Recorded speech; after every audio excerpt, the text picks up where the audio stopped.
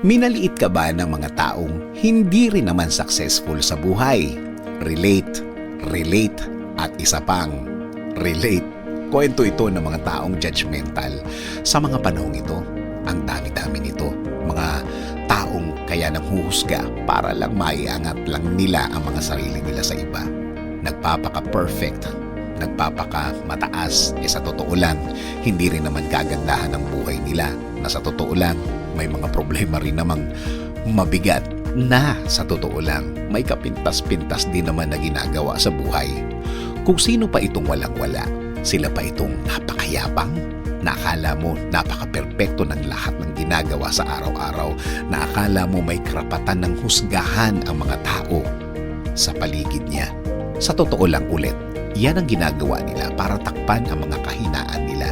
Yan ang ginagawa nila para kahit paano tumaas ang tingin nila sa mga sarili nila.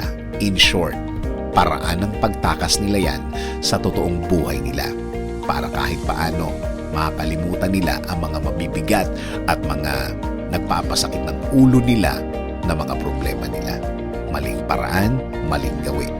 Akala nila nakakatulong ang ginagawa nila sa mga kalagayan nila. Akala nila habang ginagawa nila yan, gumagaan ang problema nila. Akala nila nakakagawa ng solusyon ang panghuhusgang ginagawa nila. At ang mga kasama ng mga yan ay hindi lang iisa, hindi lang yan dalawa. Ang dami-dami nila.